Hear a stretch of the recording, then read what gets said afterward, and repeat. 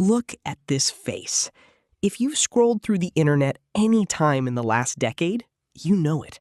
The walking fish. The Mexican walking fish. The eternal baby with a smile that says, I have never had a single thought in my entire life. We've turned it into a meme, a plushie, a pet you can buy for $50 at your local exotic pet store. We call it cute. We call it weird.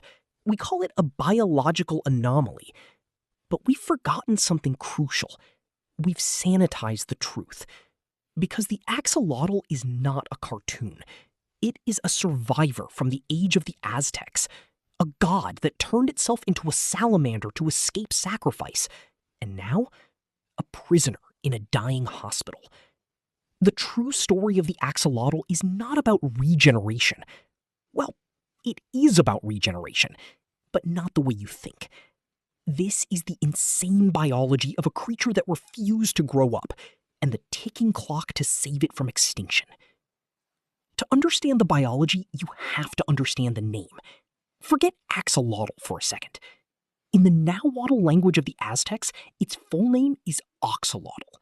It combines otl, water, and axolotl, dog or monster. But axolotl was not just a dog. Axolotl was the god of lightning, fire, and deformity, the twin brother of Quetzalcoatl. According to legend, the gods were sacrificing themselves to create the sun and the moon. They needed Axolotl to die. But Xolotl was terrified. He wept so hard his eyes fell out of his skull. He ran. He turned himself into a corn plant. The gods found him. He turned into a maguey cactus. The gods found him. Finally, desperate, he threw himself into the lake and transformed into a salamander. He hid in the mud.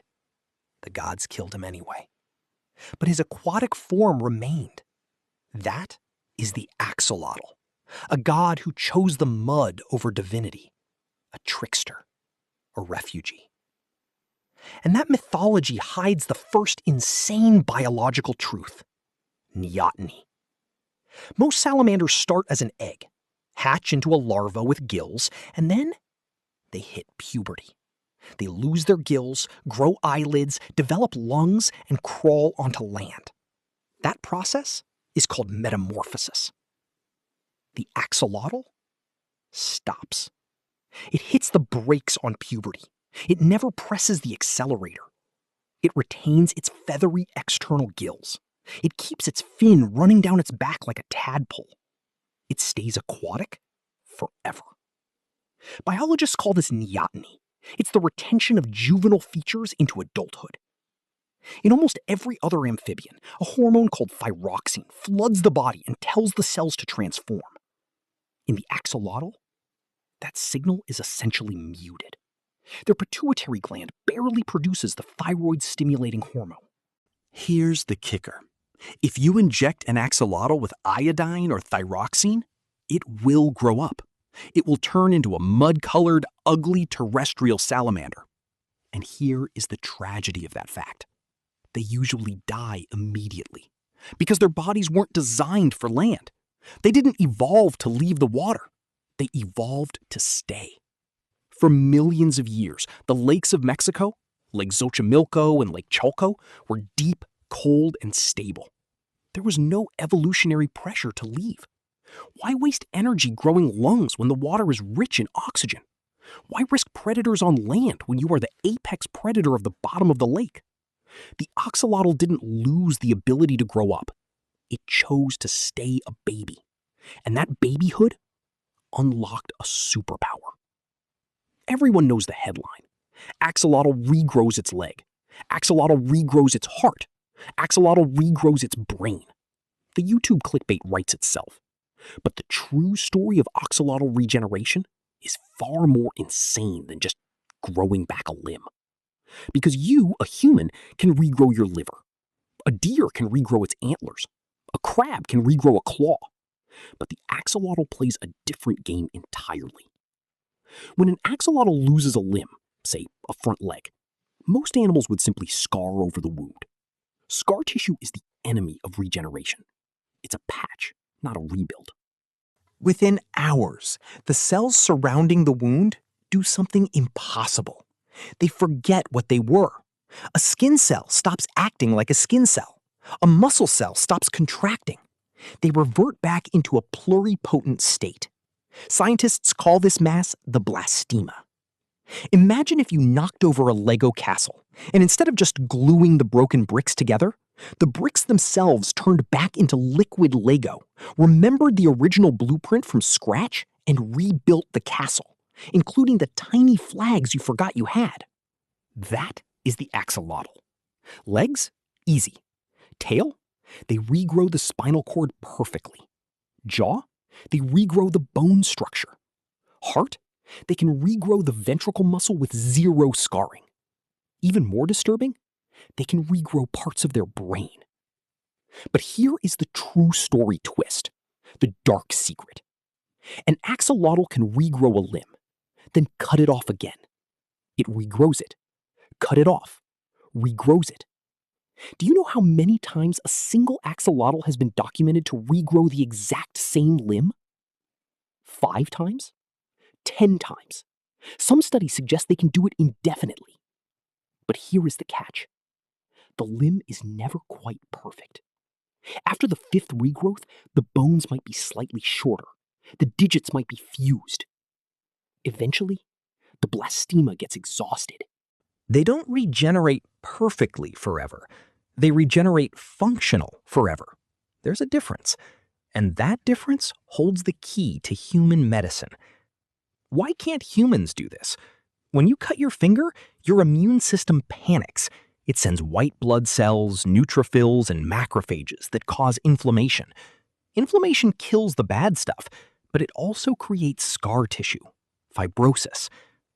The axolotl has cracked the code of non-inflammatory regeneration.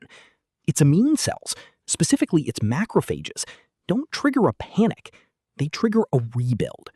They secrete specific proteins that tell the cells to revert to the blastema stage instead of forming a scar.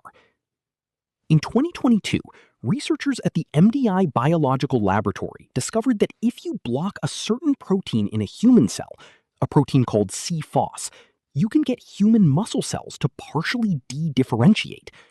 We are literally trying to reverse engineer the axolotl's immune system to cure human blindness, heart failure, and arthritis.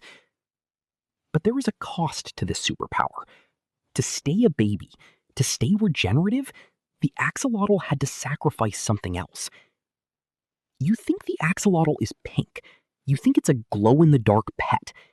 That is a lie of the pet trade. The real wild axolotl is not pink.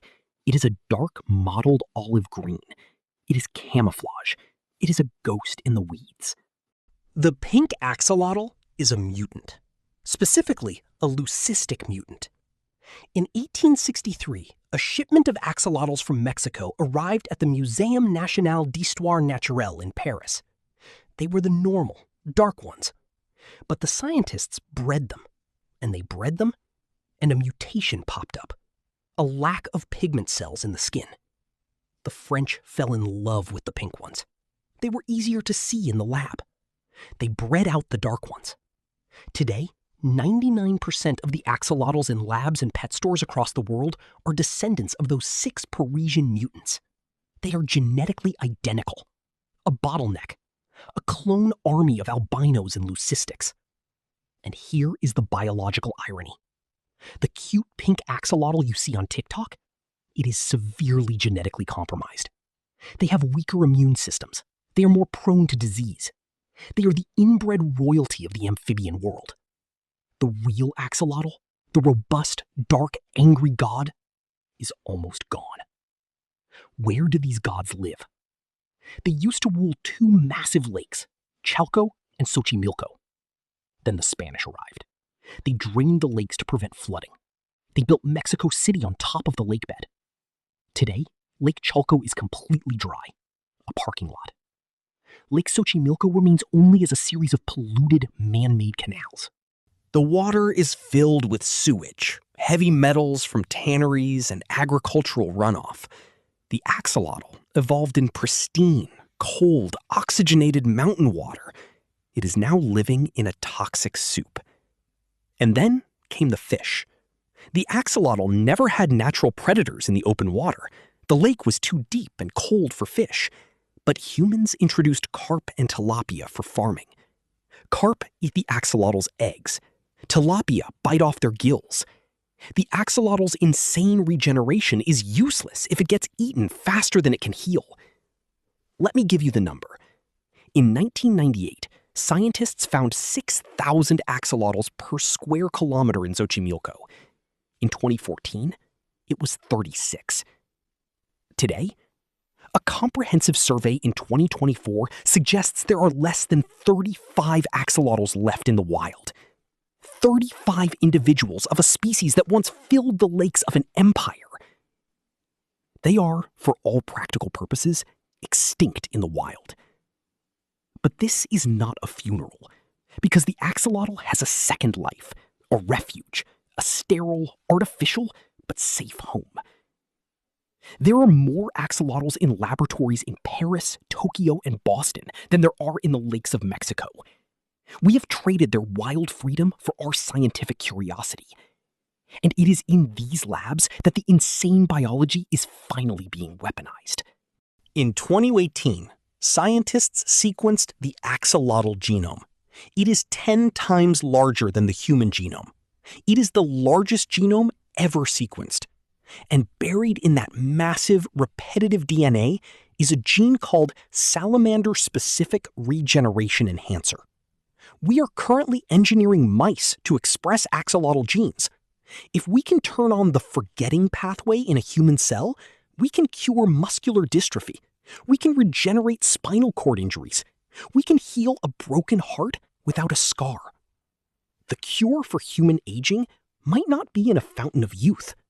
It might be in the mud of a polluted canal in Mexico City. Here is the final paradox, the truest part of the story. The axolotl is an evolutionary dead end. It refused to grow up, and because of that, it cannot survive the human world. Its neoteny is its superpower in the lab, but its death sentence in the wild. Scientists and local farmers in Xochimilco are building refugios, stone enclosures filled with clean water and native plants to filter out the pollution.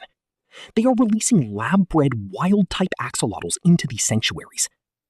The goal is not just to save a species. The goal is to save a biological library. Every time an axolotl goes extinct in the wild, we lose a set of genes we haven't even decoded yet. We lose a potential cure. The God who chose the mud over heaven, the eternal child, the mutant, the patient zero for regeneration. You saw the memes, you saw the cute face. Now you know the truth. The axolotl doesn't need you to think it's cool. It needs you to care about a muddy canal on the other side of the world. Because if we lose the axolotl, we don't just lose a salamander. We lose the only blueprint on Earth for growing back a human heart.